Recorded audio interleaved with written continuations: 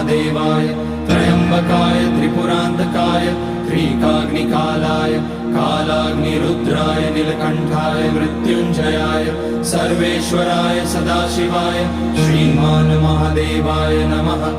ओम नमः शंभवाय च मयोभवाय च नमः शंकराय च मयस्कराय च नमः शिवाय च शिवतराय च।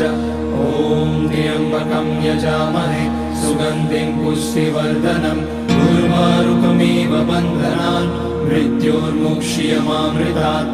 नागेन्द्रहाराय त्रिलोचनाय भस्मांगराय महेश्वराय नित्याय शुद्धाय दिगंबराय तस्मै नकाराय नमः शिवाय। मंदाकिनी सलिल चंदन चर्चिताय नंदीश्वर प्रमथनाथ महेश्वराय मंदार पुष्य बहुपुष्य सुपूजिताय